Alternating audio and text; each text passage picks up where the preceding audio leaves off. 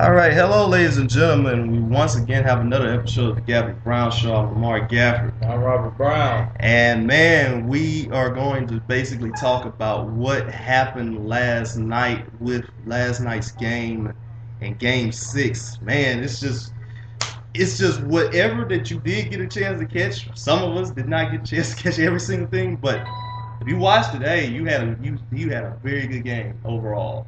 Definitely a classic. One of the most exciting playoff games this year. One of the most exciting game sixes I've seen in the finals in a long time. Mm-hmm. Definitely, I gotta say the beginning of the game was definitely owned by Tim Duncan. Like, I mean, Tim Duncan looked like he was like it was 2004. I mean, 2003, 2004 Tim Duncan. Like, it was crazy to believe this guy, 37 years old, putting up 30 plus points in the finals. It was truly a masterful performance by Tim Duncan. You hate to see them lose that game. And then you had you had Tony Parker in the fourth quarter, pretty much put Miami away. Mm-hmm. A clutch 3-pointer. So he's not known really for shooting threes.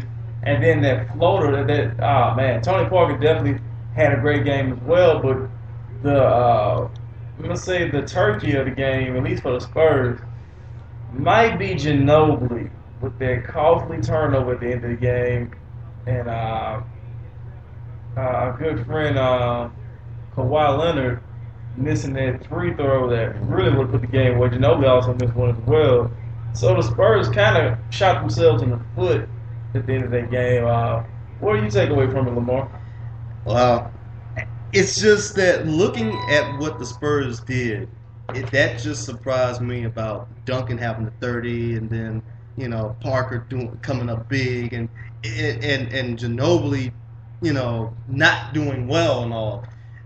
It kind of it made me think right there. Okay, the Spurs are going to be destined to win this game, but what I take away from it is really what the Heat had. Their resolve to come back. Their resolve to really come back, and the resolve to make it a game afterwards. LeBron James, man, this dude actually came out to play in the fourth quarter like how we wanted him to come out to play. Once he got once the headband got off of him, he just started to play, man. He just basically started to play like the LeBron that we wanted him to play all along. 32 points, 10 rebounds, 11 assists, had a triple-double. He did have a few costly turnovers here and there, but he set the tone for everybody. But two things also helped out too. Ray Allen's big three to send the game to overtime, and Chris Bosh with two big preserving blocks just to make sure that we have a game 7. Because if those didn't happen, the Spurs would be the champions right now, and we would be talking about the Heat of what they did not do. Yeah, Chris Bosh definitely deserves some heavy praise for the way he stepped up defensively in that fourth quarter. Yeah, he had a solid game offensively as well, but man, those blocks were huge, and it definitely saved them. Like literally, the last shot by Danny Green was blocked by Chris Bosh, and we know how he's been amazing from 3-point land in finals. But yeah, just definitely. You also got to give credit to Dwayne Wade, who had a great game as well. Mario Chalmers, Shane Battier, who hit a couple clutch threes. Mike Miller. Just the supporting cast showed up. Ray Allen definitely the MVP of that game with that clutch 3-pointer to basically keep them alive and send it to overtime. And that's part of the reason why they got him they got him all season here. And like you said, if it wasn't for him, I mean, this guy can show that he still has it. He still has it. He's still deadly. Jesus Shuttlesworth is still just doing what he normally does and everything. And so now we kind of get to that point here where we're now going to the game 7, and the Spurs, I think they spent all that energy just in order to win that game in 6 games, and they almost did it. How much of a letdown if you're San Antonio? Huge letdown. You get one of the biggest finals performances, most dominant performances from Tim Duncan, You have Tony Parker playing clutch, Kawhi Leonard playing great defense on LeBron, also scoring. Tiago Splitter, who had a solid fourth quarter, even though there's been a lot of criticism about that, but just it was a great game from the Spurs all until those final 5 minutes. Right. And a lot of people are also going to be talking about, or have been talking about this too, and it's mostly about Greg Popovich's decision to keep Tim Duncan on the bench. What do you agree? You agree or disagree upon that? I mean, you gotta look at the amount of minutes Tim Duncan played, Right. and the amount of touches he got, along with all the offensive production he put in. I mean, the guy probably was tired. He is 37 years old. Yeah, true. And it looked at that point that San Antonio had the edge, and Tiago Splitter was playing well. He hit several big baskets, but defensively is when he was more of a letdown, and it seemed as if LeBron started targeting him and driving to the paint. But I mean, it happens. Popovich. Some people say he outsmarted himself, et cetera, et cetera. But I mean, you have a 37-year-old all-star who's giving you the best game, one of the best games of his career, and it's the fourth quarter. You have a lead. Mm-hmm. Give him some rest. Yes. Yeah. Exactly. I mean, we're not dealing with basically here the 2001 Tim Duncan. That's 25 years old. That's fresh. That's pretty much. He's still being consistent, of course, but 12 years ago, I mean, that Duncan is not basically coming through that door, so to say. But it's just, once again, the Popovich logic. I mean, his logic will always baffle us. His logic will always his logic is always different, and he always makes it away. And I guess in this situation, it just bit him in the rear. It just did not turn out to be, it just did not turn out to be it. And that's pretty much why you got yourself the San Antonio Spurs losing this game, 103-100. Game 7. Like so now we got a game 7. Who wins and why? Well, I picked Miami. I picked Miami to win 7, so I have to stick with my pick. I say Miami. Why? Because they kind of took the Spurs' soul. Mm-hmm. I mean, the Spurs, we know that they're a great team, a great well-coached team, a great skilled team, but man, we've seen the Spurs get punched in the face before, and sometimes they don't react well to it. And I think this might be one of those times where they don't react well, and Miami seems to have found that if LeBron, if he takes over, especially early in the game, and refuses to just settle for jump shots, he can get points. He can get his game going. So I'm thinking that's going to be his game plan early in tomorrow's game. Mm-hmm. Hopefully, and we've seen Dwayne Wade come around, Chris Bosh stepping up defensively, Mario Chalmers stepping up. I just think Miami takes it. I think they take it in South Beach. What about you? I got to go ahead and say Miami now. It's just, once again, I'm always superstitious whenever the stakes get this high about picking road teams in Game 7s like this, and this is the situation. I think I put out a fact a little bit after the game was over with. The last time that a road team won a Game 7 in the NBA Finals was 1978 with the Washington Bullets beating the Seattle Sonics, and I cannot see that happening again. It's only happened 3 times. Not saying it's unlikely, but I can't see it happen. The Spurs had the perfect chance to, so to say, in as in Mortal Kombat, to finish them, and then they just did not do it. And right now, the Miami Heat, they just basically sprinted past them, and right now I think San Antonio is pretty much down after the letdown. Of course, Popovich is going to get his team to play no matter what, but they missed out on a golden opportunity, and it's pretty much going to hurt them. Yeah, it's going to hurt. I give them some. I mean, I'm not going to count them out completely because they're the Spurs, but I think Miami has the number right now, and it's crazy. It's been a crazy series. Mm-hmm. It's been hard to predict who's going to win what game, but definitely I have to pick Miami because I did say Miami in 7, so Miami in 7 for me. Yep. I hate to have to go back and flip flop a little bit, but Yeah. if it's just one game, if it's just one game right here for all the marbles, I gotta pick the home team. I just have to, and I have to be smart about that. If this would have been like a round one, maybe then I would probably say the Spurs, but all the marbles, you know that those Miami fans, they're gonna be juiced. Let's hope they're there early, because we know that sometimes they're not there early. Speaking of the fans too, and I saw something earlier about what Chris Bosh had said. Bosh basically that there was some fans that actually left the game pretty early, thinking that the Heat were going to lose this, and turned out right now that he won the game. Chris Bosh said for all those guys that left early, don't come back for Game 7. Your thoughts about that? They're gonna come back. I mean, it looked bad. It looked bad. It really looked as if it was over. Mm-hmm. I thought San Antonio was about to take it away until LeBron came with that block on Tim Duncan and started taking over. But I thought it was over. Mm-hmm. And I don't fault some of them, but we know Miami fans are fickle anyway. He knows that. He should know. I mean, look at Lil Wayne. It's just their nature with this current wave of Heat fans' nature. Mm-hmm. So he shouldn't be too surprised. And then don't come back. They're gonna come back. Yeah, they're gonna come back. See, some of them probably season ticket holders. So. They're gonna come back. They pretty much are.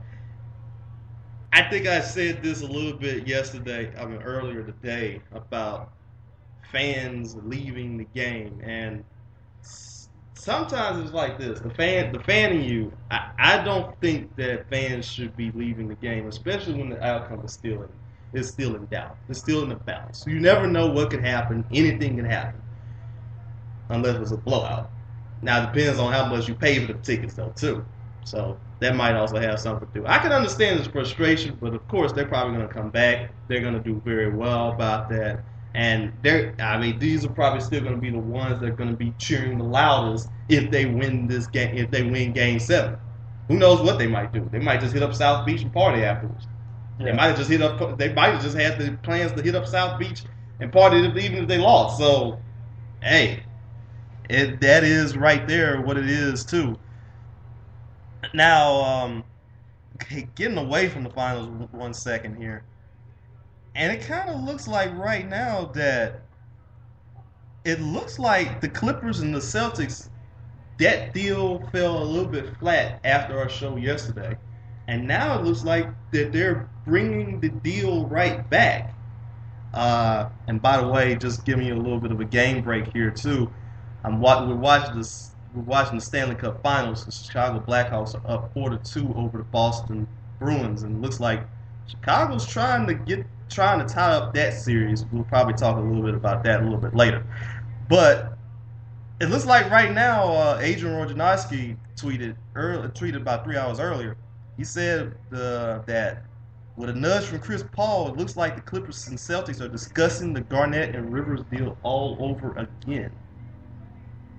I still don't understand how significant that deal is and how it's going to make the Clippers better. Yeah, I guess it just continues to be one of those things. Like I guess their thinking is they probably want to try to keep Chris Paul and just in any way possible, and they want to try to do that. You also kind of got to look at it like this though. If you're CP3,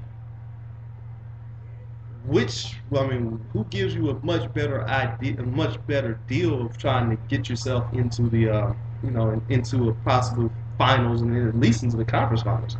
I mean, does an old KG, presumably Paul Pierce and Doc Rivers get you there, or do you have a better chance with DeAndre Jordan and Eric Bledsoe being your backup, and then possibly getting a coach like say Brian Shaw if they do get him.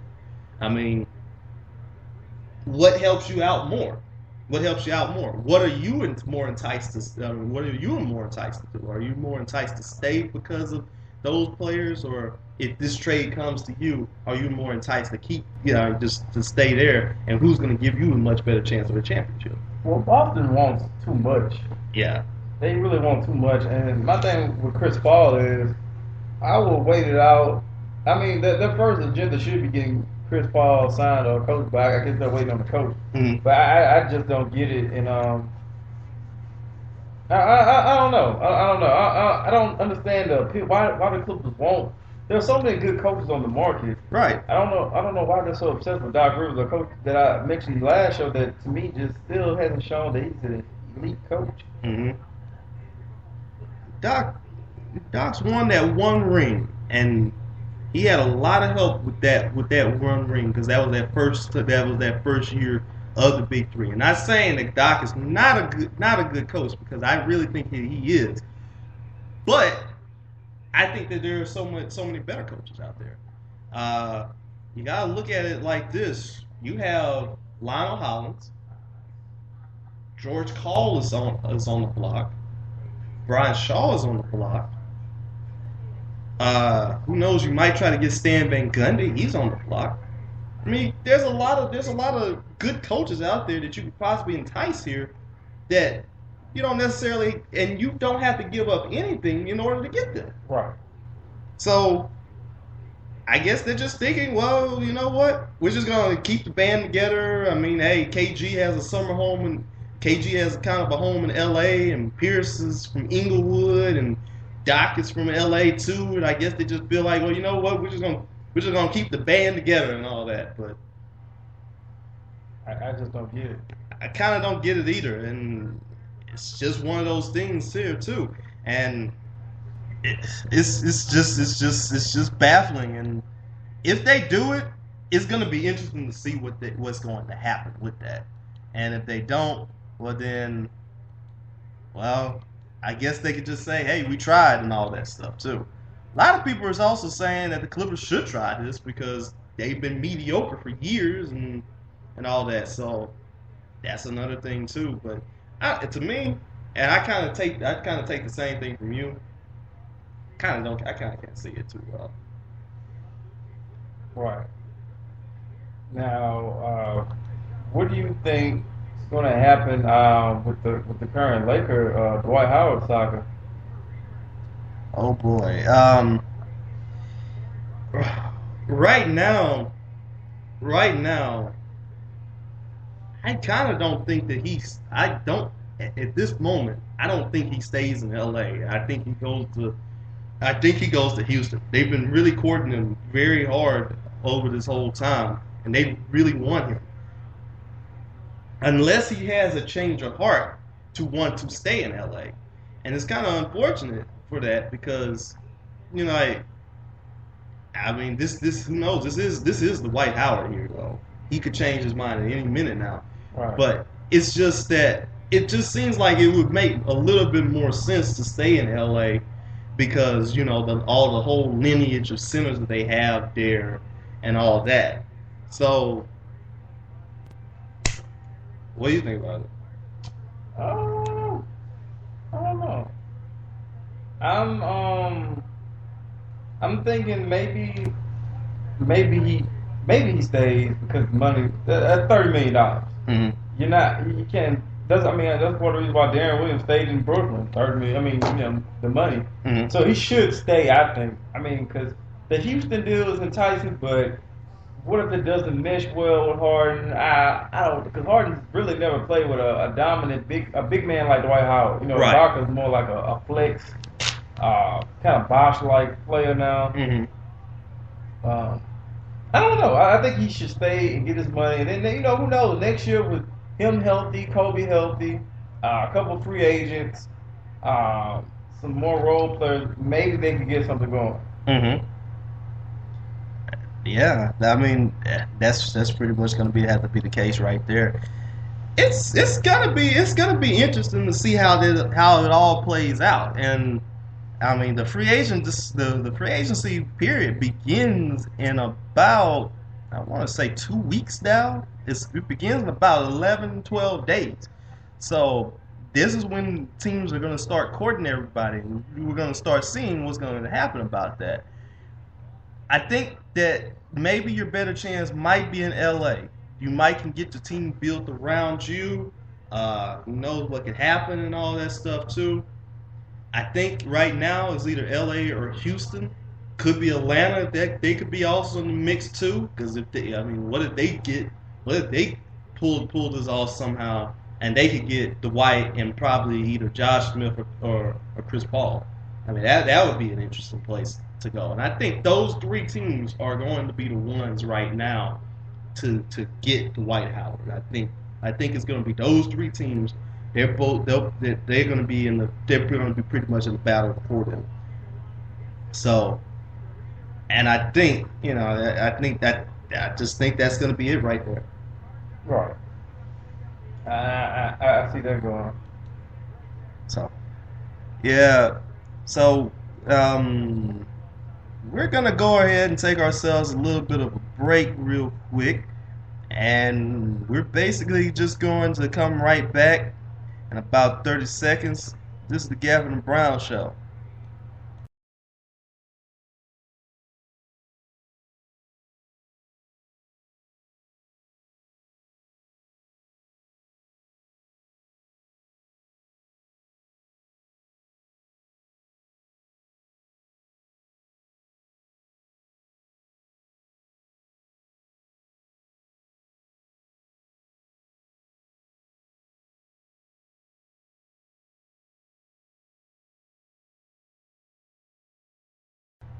All right, we're right back with the Gafford and Brown Show. And right now, it looks like as we were just talking about the Dwight Howard saga, we got ourselves another goal in this very nice playoff game here. Chicago is up 4-3 right now over Boston. We still got a minute and 26 seconds left in the second period. We got one more period left to go, so I continue to hope that we got ourselves another good soccer, well, not soccer, but another good hockey match, as what we have seen over the past, I think, 2 of the 3 games here. A little bit more news here that's happening in the sports world right now. Looks like right now we got ourselves almost a little fight here.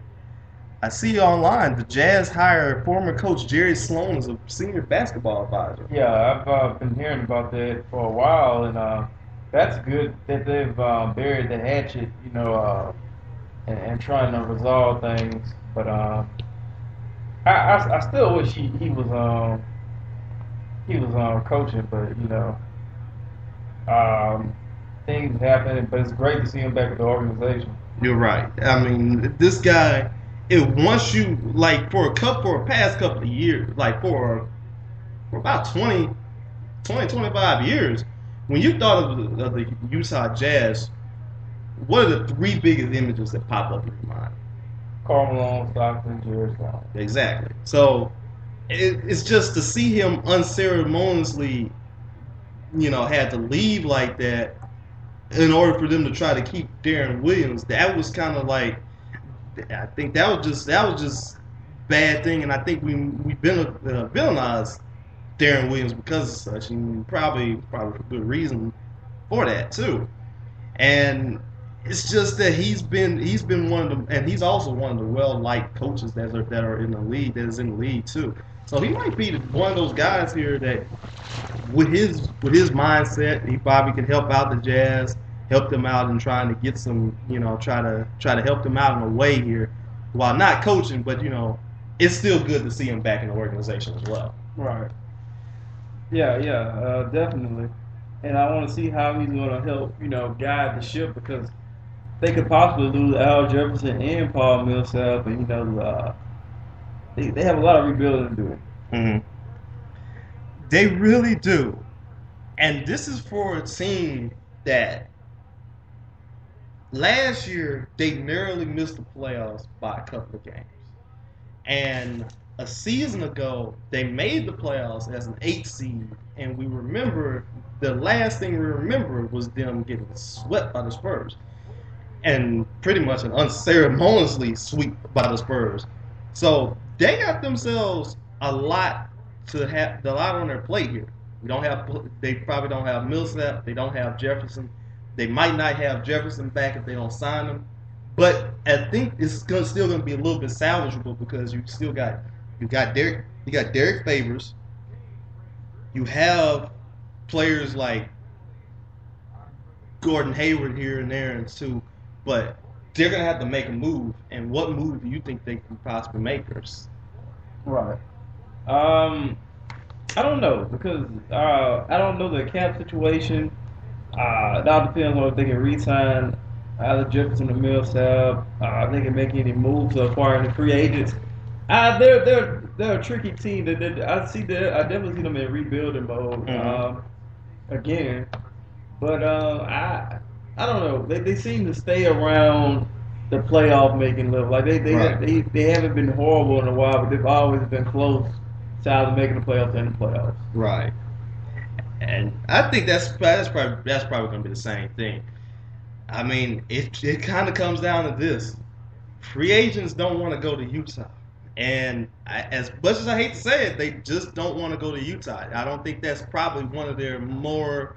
That's not going to be one of the more the landing spot for free agents. So, but they've done a very nice job and really not letting that affect them. So, who knows? They might can do well in the draft. They got themselves, I think they got themselves the 14th pick in the lottery. It might not turn out to be anything this year because of how bad the draft is, but I think they can salvage something. They can get themselves right back into this, and then they could be back to the same old Jazz that we all know and love. Now, speaking of the draft, let's also talk about this. We got the mock draft coming up, and the draft is going to be in about 8 days from now. And right now, we're taking a look at some of the mock drafts from other places here. A lot of people still have Noel as that number one guy, and some places still got McLemore as the solid number two and everything. How would you still? I mean, you agree with those? Would you agree with those decisions right there? Yeah, for the most part. I'm interested to see if Cleveland's going to trade out their first round. I heard a lot of people saying, well, a lot of teams wanting to trade out the first round. The Mavericks, just a lot of reports. So I'm not sold on anything really until the night of the draft because there's been so much talk of people wanting to back out the first round. Right, and it's just once again about the NBA. It's just the NFL is starting to get to it, but the NBA has always been one of the more unpredictable drafts and all that stuff. Like with the first few picks, you might be guaranteed, but once you start getting down to the draft and all that, it's going to be one of those things as well. And wow, and it also looks like right here that Jay-Z has also received approval from the NBA union to start negotiating player contracts. This is from NBA Legion. Well, he's already tapped to the NFL, so that one makes sense. You're going to see some of the obvious names like Darren Williams or Carmelo. Durant. Yeah, Durant. Yeah, Durant's already said he's interested in that. But yeah, back to the draft. It's just right now, SI has Nerlens Noel at number 1, Ben McLemore 2, Otto Porter at 3, Alex Len at 4, and Anthony Bennett at 5. Looks like right now, though, CBS Sports actually has Otto Porter going number 1, McLemore 2, and Noel slipping all the way down to 3, which would mean the Wizards would get him. And then they also got Bennett Matt Moore has Bennett at 4 and Victor Oladipo at 5. While Gary Parrish has Noel at 1, Trey Burke at 2, Porter at 3, McLemore at 4, and Oladipo at 5. For the locals, The New Orleans Hornets, Matt Moore has Trey Burke going at 6. Uh, Gary Parrish has Anthony Bennett falling to them. And SI has Victor Oladipo going to the Hornets. So, who could you see the Hornets possibly getting, and what is going to be their biggest need in the draft? If they get Victor, I definitely see them trading Eric Gordon. I don't see the need for the two of them. And then you got Austin Rivers, who can play the. They're trying to make him a point, but he can play the 2 as well. So I think that position's a big crowd. So if that does happen, then he's definitely going to get traded. I think one of the things they need more so is another veteran present. I think they have enough young guys, but who are they going to take in the draft? I'm not certain. Like I said, if it all depends on what we hear in the next few days. Because if Eric Gordon is dealt, then they're definitely going to take Victor. What do you think? I think it's either it could be Victor, but I can also see that if Lynn falls all the way down to them, that would help them out immensely because you now have a very formidable, 2 very formidable bigs in Anthony Davis and Lynn. If you could possibly get that to happen, who knows? A lot of people, they've been talking about Trey Burke falling into that slot. That helps them out as well. Like you said, Victor Oladipo, that helps them out because it's clear right now Eric Gordon does not want to be there. And if they could successfully get Oladipo, if he's still there, I pretty much will say right now they trade Eric Gordon. They get themselves some very good pieces for them, and then hey, the Hornets are still like even though they won 25 games last year, the potential is still there for them. Not the Hornets, the Pelicans. My bad, the Pelicans. The potential is still there for them. And I think that the potential's there, and they've been playing teams very closely now. I see in about 2 years they're gonna make it back to the playoffs, or at least get very close. Yeah, definitely. Last year we saw how much of a solid team they were. They've been solid ever since Monty's taken the helm, and they've just been rebuilding. And losing a superstar like Chris Paul is devastating, but they've acquired some pieces, and last year, Anthony Davis, they're moving in the right direction. So we're going to see them, continue to grow and develop. We got ourselves a little comment here from Dino's Blank U Network. I don't know why. He says, yo, anytime you want to try to get on, you drop us a comment, Dino. You can, please. Okay. Please do that. But now we just got that, and also the other team that we're I think who's actually going to be the sleeper in the draft that you really have in mind? I'm thinking my man Otto, man. I think Otto from Georgetown. I think he's going to be a guy that's going to come around. I mean, it might be unfair to call him a sleeper necessarily, because he's projected to go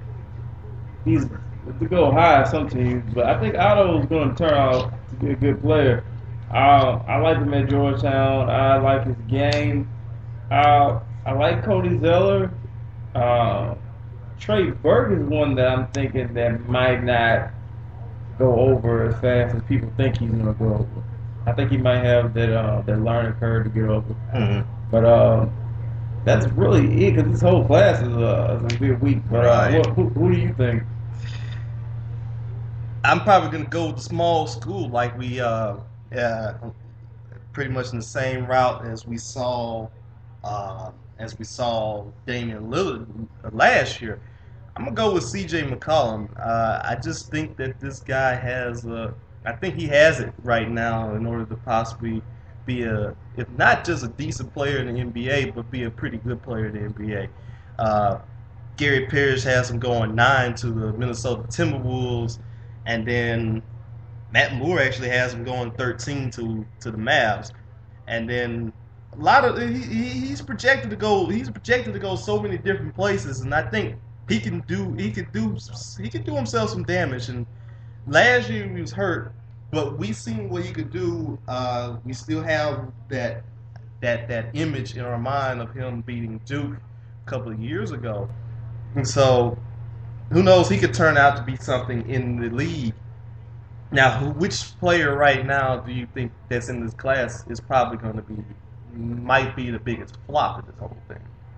I don't like saying that. I hate it too. Like I said, maybe Trey Burke, due to his game and the fact that he's going to be playing stiffer competition, and he might go to a bad team, and he might be forced into taking a lot of bad shots.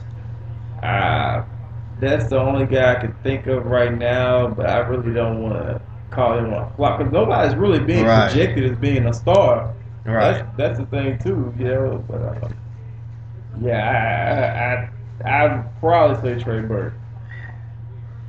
Yeah, I mean he could be probably in there.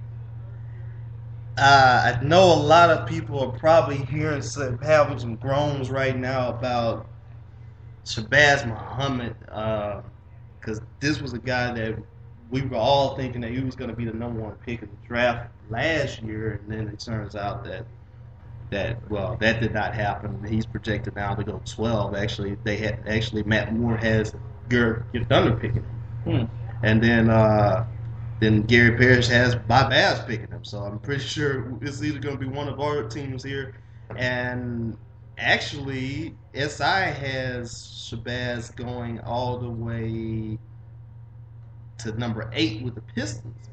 So I'm kind of not sold on him a little bit here based on the season that he had. But if he gets into the right situation, like the right situation, the right scenery and everything, I mean, hey, he could possibly put himself into that. Yeah, he could pretty much flourish. I hate like you said too. I hate calling people flops. It's just before it even comes out because next thing you know, you might have to wind up, pretty much biting it afterwards. But it's just, I guess it is what it is sometimes too. And I hate to say it, but yeah, that's just pretty much it. Now, also, let's shift to sports a little bit right now. And we finally found out why Johnny Manziel basically tweeted what he wanted to tweet about. What he tweeted about. You would not believe this. It was over a parking ticket. Wow. That's crazy. Well, when you're the big man on campus and you're the Heisman winner and you're putting up all these records and stats, you think you have some pull leeway, but apparently not that much. So I can understand his frustration. I mean, he's the big guy on campus. He's done a lot for the university. Mm-hmm. He's probably one of the most hyped Texas A&M players ever. Yeah. So yeah, I can understand his frustration. Yeah. Yeah, me too. And listening to this, and I think I listened to ESPN yesterday, and Paul Feinbaum, everybody knows who Paul Feinbaum is. This is the guy that was with Alabama Sports Radio. If you're in the South, you pretty much know who Paul Feinbaum is. If you don't know who Paul Feinbaum is, go up to that Outside the Lines piece with him and Bomani Jones, where Bomani basically made a couple of big faces about such. But Paul Feinbaum basically said a lot of things saying that, this could be this could possibly be the fall of Johnny Manziel, and I really disagree with that. Like, you're 20 years old. I mean, Johnny Manziel's 20 years old. Yeah, he's going to get drafted. And he's going to get drafted and all that stuff, too. And it's just, nobody's really going to take that away from him. It's just that when you're 20 years old, you're pretty much going to be thinking what a 20-year-old is thinking about. Right. And that's being pissed off over a ticket. Right. And pretty much, you're young, dumb, and all this stuff. And it's just like everybody's coming to you. You have the hot girlfriend, you have the Heisman Trophy, you have all the fame that you could possibly ever want to, and you're not even in the professionals, and you're not even in the NFL right now. Sometimes that fame can get to somebody's head, and especially when you're young like that. And I'm pretty sure this is the case. And I know everybody's trying to reach out to him. Former Heisman Trophy winners, they've been trying to reach out to him and saying, hey, you need to kind of stop that. And I feel like that he's going to get to that point one of these days where he's just going to be like, okay, he'll wise up. I know he'll wise up here and there. But until that happens, I mean, I really would take this as a grain of salt. I don't think it's going to hurt him too much. Now, the only thing that I think is going to be this: will he win the Heisman Trophy this year? I mean, if the stats hold up, Right. probably so, yeah. And I think it's probably going to be a little bit tougher for him to do that, because I don't think he has the same offensive line. But if he continues to wow us a little bit more, then who knows what he might be able to do. He might still put up those same stats. Saw it on a Facebook group that I'm part of, the college football discussion page. People were talking about who's going to have the better career, who's going to have the better year this year. Is it going to be him? Is it going to be AJ McCarron, or is it going to be Aaron Murray of Georgia? And I don't think Manziel. I think Manziel will probably be second in that line, but I think it's going to be Aaron Murray. I just do. I just do. I just think as such. So, what do you think about you? I'm not sure. I don't know. I'm not. Right. I just don't know. But I can't wait. what are your thoughts more so about like the timing of it? Other tweets. Yeah. Whoo! I think of this. I think it's something that he could have held back from this, because the timing of it is pretty much, it wasn't the best of timing, because we all know Manziel is probably not going to be, it's not going to be staying past next season. I mean, we all know this upcoming season. I mean, his draft stock is pretty high. He's projected to pretty much go into the top 5. So we all know what's going to happen there. So that's kind of what makes this whole thing peculiar. I think this is one of those things that he should have held back. But frustration, man. It's just whenever you're mad, you tweet kind of sometimes some dumb things sometimes, and sometimes you press delete and all that stuff. It's kind of like the same thing what Herm Edwards said. Herm Edwards always said, "Don't press send. Don't press send." So.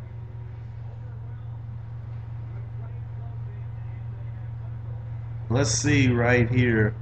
So we're going to go ahead and take ourselves another 30-second break. And then when we come back, we're going to talk about some more stuff that's actually going on in the sports world that we're going to try to find out here, including something about Aaron Hernandez. And it's like the police are returning to the home with him. So we're going to talk about that. This is the Gafford and Brown Show.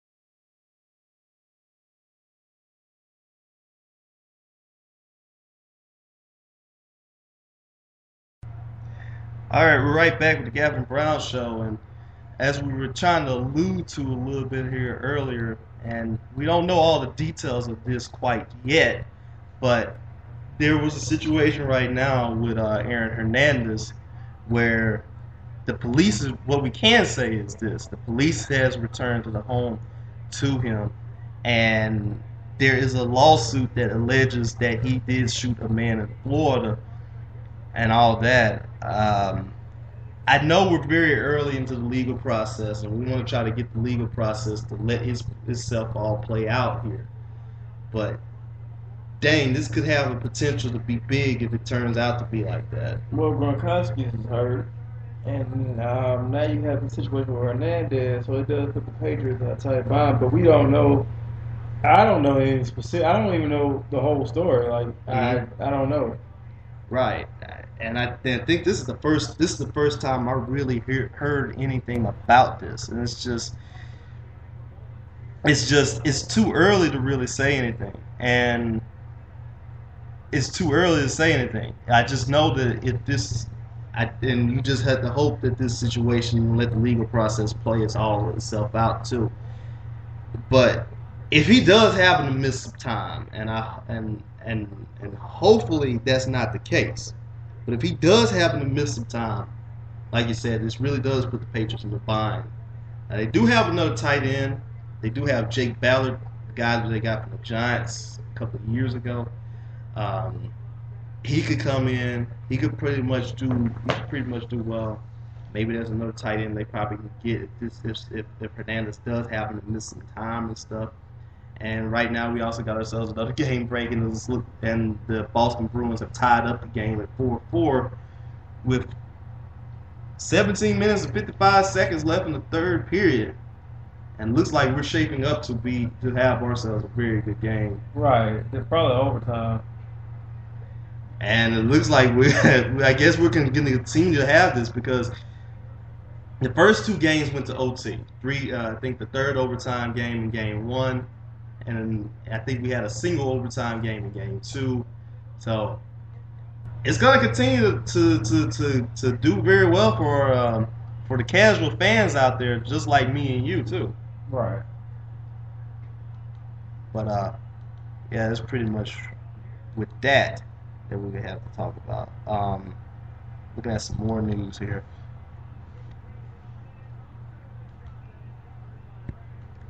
Let's see.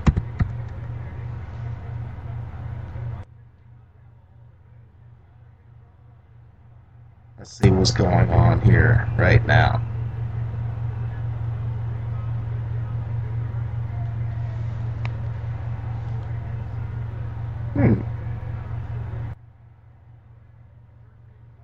Did you hear about this with the Georgia radio host? No, what happened? Well, they were fired for mocking an ex-NFL player with ALS, Steve Gleason. Wow, that's pretty mean. Yeah, definitely. And for those that are around this way, we all remember, for the Saints, we all remember Steve Gleason for one big thing here.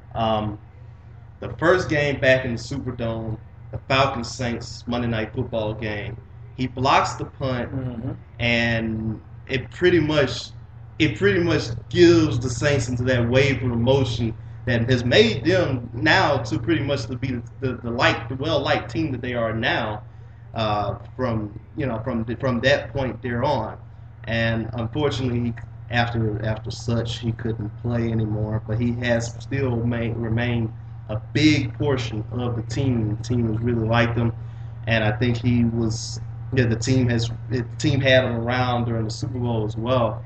But it's just that kind of stuff right there is it kind of indefensible. I mean, you're mocking a person with pretty much now an effect and all that stuff. And it's never funny. It's never funny. It never really is. It never really is, and all that. Right now we're really pretty much starved for news a little bit here too. But you know how it gets when around this time of the year. It's pretty much just finals and baseball, and then NFL training camp. So we're pretty much gonna have to just we're looking at other things right now. I see a Bleacher Report article right now that's actually intriguing. And somebody says here, who is the NFL's best young franchise quarterback? Well, you got your RG3, you got Kaepernick, you got Russell Wilson. I mean, you pretty much have all your favorites, supposedly. I guess right now, you could say, Cam Newton as well, I forgot. Maybe Colin Kaepernick.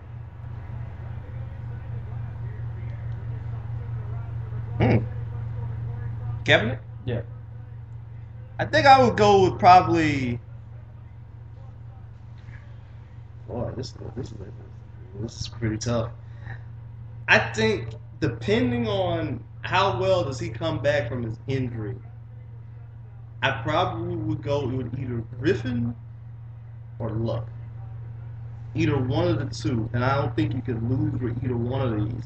The list right here, this is by Michael Shoddy, who was Bleacher Report's NFL national lead writer. He has right now, and he has a lot of criteria right here. He has Tannehill number 7, Cam Newton at 6, Matthew Stafford at 5, Kaepernick at 4, RG3 at 3, Andrew Luck at 2, and he has Russell Wilson at number 1. So I think either one of those, you can't go wrong with them. And I think as what David had said early on Monday, we was talking about Ryan Tannehill. I mean, that his ceiling is pretty high as well too. Yeah. So I mean, I think we're gonna see some big things about him, and it's just the one thing is he came out in the same draft class as RG3. Came out in the same draft class as RG3, Andrew Luck, and then you also had Russell Wilson too. So he pretty much was overshadowed. But for those that really looked at what the Dolphins did last year, he put up a lot of yards. He put up a lot of yards, and he's only going to get better because now with Mike Wallace out there, I mean that's going to make them a whole lot better than what they are. I don't expect them to challenge for the crown this year, but like you said, playoffs. Right. I think they're at least good enough to get a wild card. Or be very, very competitive. And I think that's probably going to be their case right now. I mean, if I were to say who's going to make the playoffs in the AFC, your division winners are probably going to be New England. New England's going to come out of the East. I think it's Cincinnati's time in the North. Yeah. It's their time. In the West, I still think your Broncos got this. Your Broncos still got this. In the South, I still want to go ahead and say the Texans. But for those last two wild card playoff spots, those are going to be the ones that are going to have the biggest dog fights here for that. And I think the Colts are going to get one of those. But for that last spot, it's pretty much going to be either I can see a team like Pittsburgh try to fight for it, the Baltimore Ravens try to fight for it. Miami's going to be in the mix, I have a feeling. Who knows? Maybe a team like Kansas City with them having Andy Reid, and I think they're going to be a team that nobody's really talking about, but a lot of people are having high hopes and expectation for. They might be in the mix too. I mean, what do you think about Kansas City? I think Kansas City is going to be a solid team. I think they could get 9-7 maybe. Mm-hmm. I don't think they're good enough to make a wild card run. I think the wild cards probably go to Indy and Miami right now. All right. But they're going to be solid. They're going to improve. I mean, they're not a horrible team. They just have a few inconsistencies. But I think they're going to be better next year. Oh, definitely. Then here's another thing here. They had Pac-Man Jones speaking at the NFL symposium, talking to the different rookies about the dangers and the parties, and trying to tell them, don't do what I do. And I think that's actually a good thing too. And I think the rookies pretty much could take into that. Some of them still probably going to do whatever they want to do and all that stuff. But in a way, Goodell has taken, and I think he also had Maurice Claretta in this list too. But he's taken some players here and there and helped, try to get some players that have had a little bit of trouble adjusting to the NFL life, and has made them an example. And it kind of has also made them, try to get out there and talk and all that stuff too. So I gotta say props to him for that.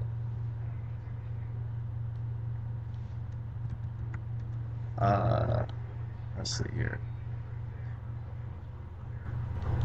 And some more things right here. Bill Russell is given also NBA Finals Game 7 advice for the Heat and the Spurs. What did he say? And we're pulling it up right now.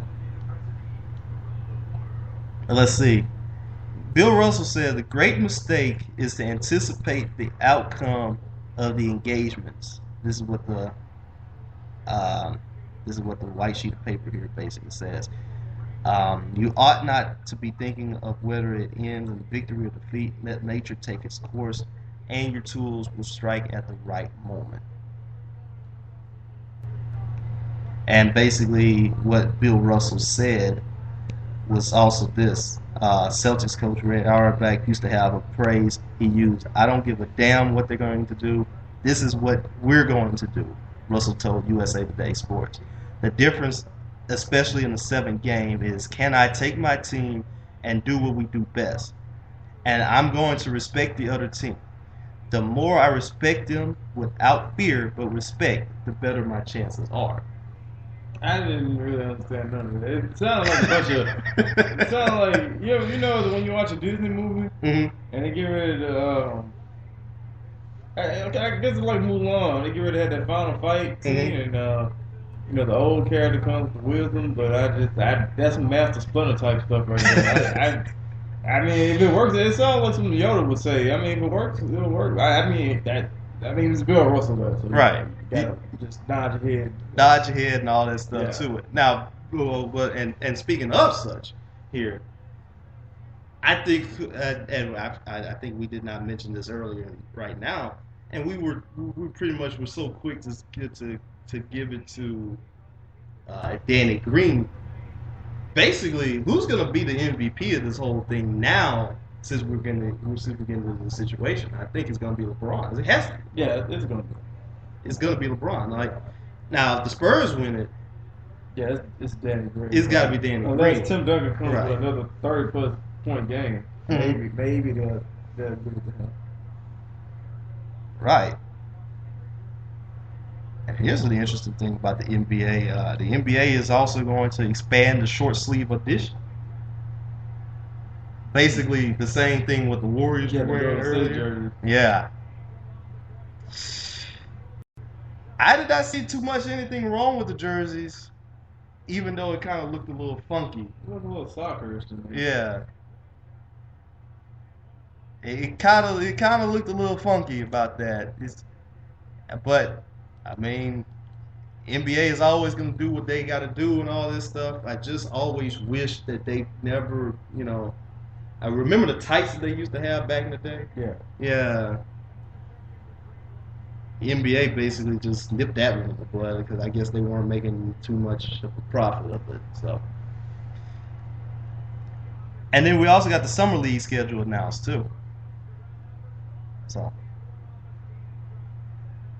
Yeah, Summer League's always fun. And that's always, I can't wait to see who's going to be where right now. And I know you're not going to see too many of the bigger players here, but we're also going to get a chance to see some of the rookies for the first time, see how they do, and then see how the teams are and all that. Right now, we're looking at the Lakers' Summer League schedule. I think they got themselves playing against Cleveland, then they're playing against Portland, and then they're playing against the Clippers for one of their games. 22 teams are going to be in Las Vegas. I think the other few teams are probably going to be in Orlando because that's the other place where they're going to have it. Of the 22 teams that are going to be in Vegas, the Atlanta Hawks, Chicago Bulls, Dallas Mavericks, Denver Nuggets, Clippers, Lakers, Grizzlies, Heat, the Pelicans, the D-League Select Team. Those are, and the San Antonio Spurs, the Blazers, those are part of the teams right there that are going to be there. So I really can't wait to see what's going to happen about that and see how that's going to turn out. I guess we'll pretty much end the show with this here. Most memorable Game 7 and why? Gosh. Oh, man. I would have to go with Oh man, this is very the most memorable one I can remember right now. There are two, no three. It was the Pistons versus Spurs final. I remember that. That was good when Robert Horry hit that big shot. Um, there's also that Bulls versus Celtics game 7 in the first round from 2009. And oh man, the Lakers versus Celtics 2010. Those are top three I can remember right now. I've seen. All those are pretty good too. I have to go ahead and probably say that if you, let's see, because I'm pulling up the list right now. There have been a very few Game Sevens that have really given us everything out there. The Lakers Celtics one in 2010. I think that was one of the best ones because they had you on your seat all the way down to the last moment. Ron Artest hitting the 3-pointer to basically seal it for the Lakers. I mean that was one of the big ones right there. Celtics Bulls. That just basically just capped off one of the best first round playoff series ever. And let me see here, another one that pretty much had been everything that we really wanted. I